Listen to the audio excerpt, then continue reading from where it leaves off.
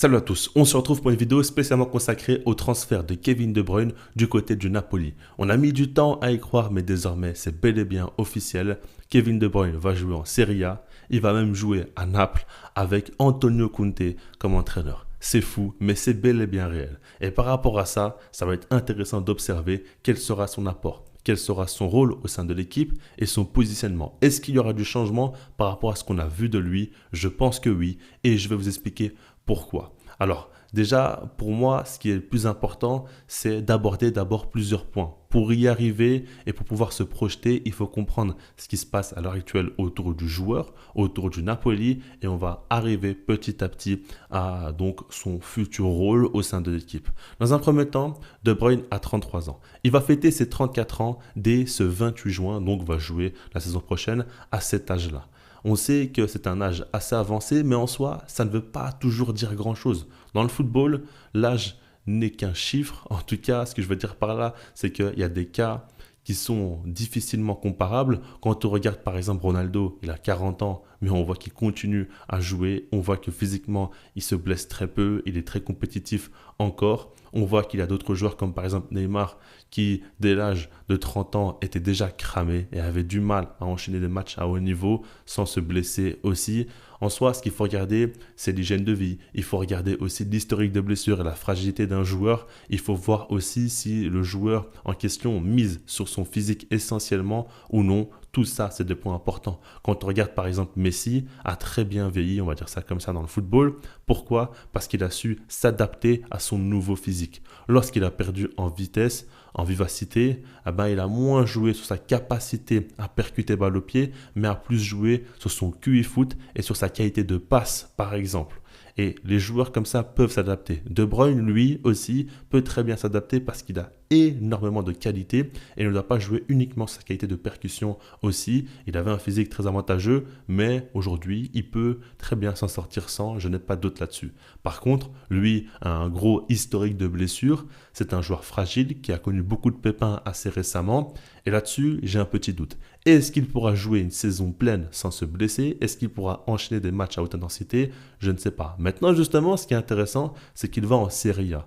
Un championnat quand même beaucoup moins exigeant que la Première Ligue où là, chaque match se joue avec une forte intensité. Et c'est déjà le premier point qu'il faut prendre en compte. En Serie A, le rythme est beaucoup plus lent et on voit énormément de joueurs trentenaires qui ne jouent plus sur leur physique mais arrivent très bien à s'en sortir. Regardez par exemple du côté de l'Inter Milan, Henrik Mkhitaryan n'est pas le joueur avec le plus gros volume de jeu, n'est pas le joueur qui excelle de par son physique, mais de par son QI foot, son positionnement, sa qualité de passe et comment il peut aider son collectif à avancer dans les actions.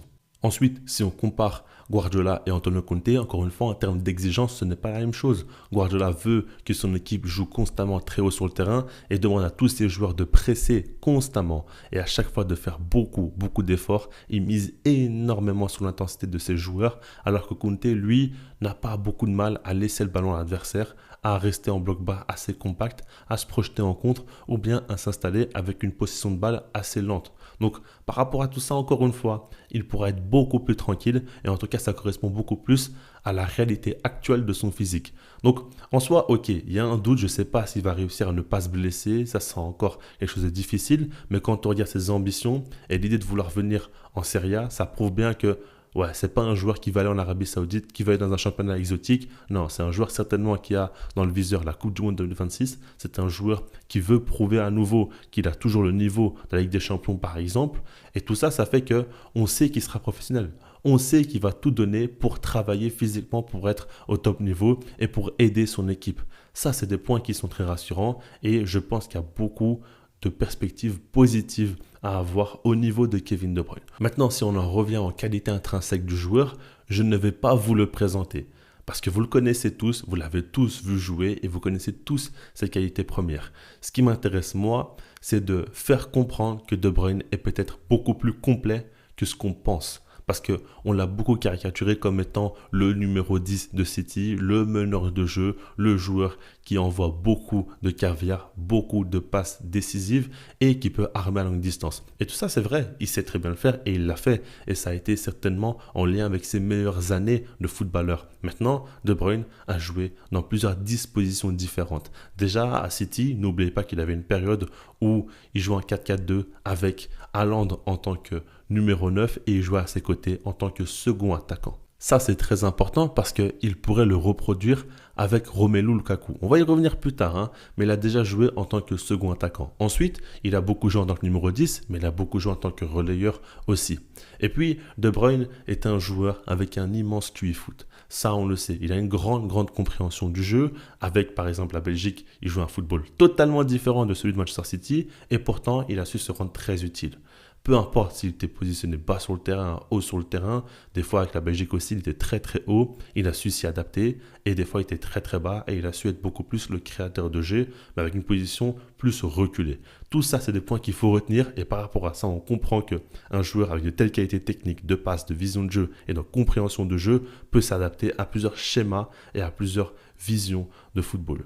Par rapport à tout ça, ok. Maintenant, quand on regarde De Bruyne à Naples avec Antonio Conte, le premier truc qui me vient à l'esprit, c'est sa relation avec Romelu Lukaku. Évidemment qu'il faut en parler quand tu es coach, si tu as des joueurs qui se connaissent, qui ont joué ensemble pendant des années, tu as envie de miser là-dessus. Surtout Antonio Conte. On l'a vu par exemple du côté de Tottenham, comment il a solidifié l'entente entre Hugminson et Harry Kane. Il aime beaucoup ces duos ou trios en attaque qui vont être limite autosuffisants.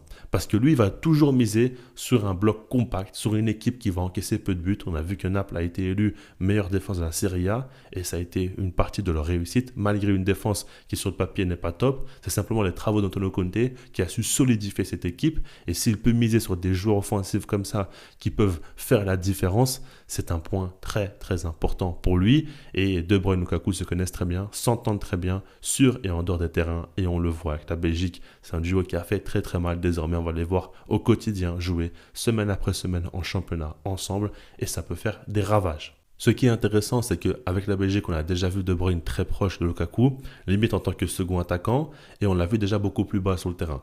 Quoi qu'il arrive, peu importe le positionnement de Kevin De Bruyne, il va toujours beaucoup apporter à Lukaku. Parce que s'il est très proche de lui, ils vont combiner dans les petits espaces, mais s'il est loin de lui, il va simplement le lancer en profondeur, ou lui donner des bons ballons ou des bons centres aussi pour qu'il termine les actions. Dans tous les cas, ils feront très mal. On en arrive maintenant au point le plus important de la vidéo, comment Kevin De Bruyne va s'incorporer dans le 4-3-3 d'Antonio Conte. Déjà, moi j'ai dit 4-3-3 parce qu'il a joué comme ça cette saison, mais c'est possible qu'il retourne avec une défense à 3 et ça peut changer beaucoup de choses. Moi je pense qu'il y a beaucoup de possibilités. Je pense qu'on peut évidemment imaginer encore une fois De Bruyne très proche de Lukaku en tant que second attaquant et là on va voir un De Bruyne où il aura le rôle de devoir marquer beaucoup de buts, d'être important et décisif, mais je n'y crois pas trop. Moi, je pense que McTominay a beaucoup apporté, a marqué beaucoup de buts et est très fort dans ce rôle-là. Et justement, il pourrait rester assez proche de Lukaku, continuer à apporter de la présence dans la surface et je pense que De Bruyne va jouer un cran plus bas. Ce qui paraît le plus logique, c'est de voir Kevin De Bruyne en tant que relayeur avec Lobotka en 6 et McTominay en tant que relayeur. Et à ce moment-là, tu auras une équipe assez, on va dire, prévisible. En tout cas, là, c'est quand tu ne veux pas prendre les risques et quand tu veux simplement mettre les joueurs à leur position. Et c'est ce qui peut largement arriver. On verra De Bruyne à ce moment-là avec un rôle important à la création du jeu. On verra qu'il aura une liberté aussi offensive pour se projeter lui aussi. Maintenant, tu auras 2 milieux de terrain de projection. Donc tout de même, ça, il faudra le prendre en compte. C'est des points importants. Ok. Maintenant, moi, ce qui me parle et ce qui m'intéresse, je ne sais pas si ça peut arriver là tout de suite, ou si ça prendra du temps pour arriver, mais j'imagine bien Kevin De Bruyne devenir un régista. Kevin De Bruyne jouer en pointe basse, à l'instar de Pirlo avec la Juventus, à l'instar plus récemment de Hakan Çalhanoğlu avec l'Inter Milan. C'est des joueurs qui ont joué en tant que numéro 10 ou milieu de terrain avancé et qui, au fur et à mesure de leur carrière, ont descendu et ont joué plus bas sur le terrain. Et c'est ce que Kevin De Bruyne pourra faire parce que s'il a l'opportunité de créer le jeu en étant la rampe de lancement, à ce moment-là, sa qualité de passe fera beaucoup de bien. Maintenant, moi, ce qui m'intéresse, si on se projette aussi, c'est que par exemple, on peut imaginer De Bruyne en régista avec Lobotka plus haut sur le terrain, même si c'est un pur pivot, il pourrait jouer un poil plus haut vu comment il est fort techniquement, et avec McTominay aussi. Ce qui est très intéressant ici, c'est que De Bruyne et Lobotka peuvent aussi permuter. On peut imaginer par exemple que De Bruyne, quelquefois, il va se projeter plus haut, parce que oui, ça reste une qualité fondamentale chez le joueur, même si physiquement il n'est plus au top. On sait que des fois, voilà, il voit des espaces que les autres ne voient pas, et à ce moment-là, il se projette et il peut marquer ou même délivrer un ballon de but suite à une projection offensive de sa part. Eh ben, avec Lobotka, il peut permuter et changer de position par moment dans le match, et à ce moment-là, on verra un De Bruyne qui pourrait être dangereux quelquefois. Un peu comme Akan le fait aussi avec l'Inter Milan, c'est un 6 qui est positionné bas sur le terrain, mais on le voit souvent aussi terminer les actions.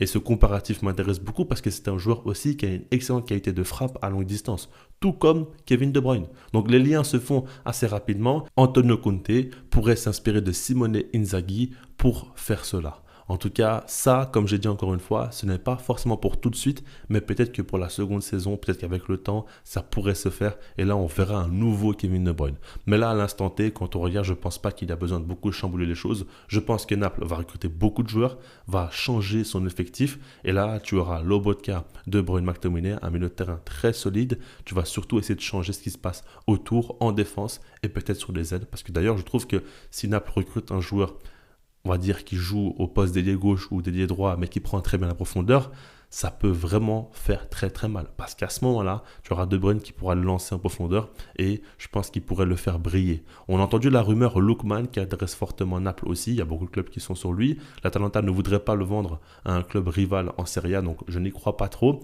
Mais si par exemple Lookman signe à Naples, là oui, ça peut faire très très mal. Et je pense qu'avec De Bruyne, avec Lukaku, avec Lookman et avec McTominay, tu pourrais marquer beaucoup de buts déjà. Et là, tu as vraiment une équipe très, très dangereuse.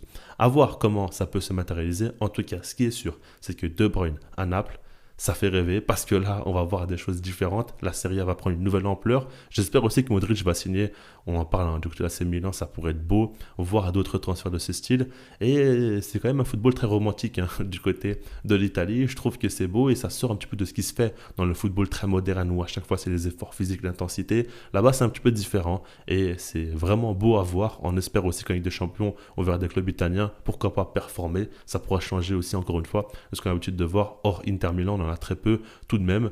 Donc voilà, dites-moi vous ce que vous en pensez. Comment voyez-vous ou imaginez-vous Kevin De Bruyne du côté de Naples? Avec quel rôle et avec quel positionnement? Et puis sinon, moi je vous dis peace.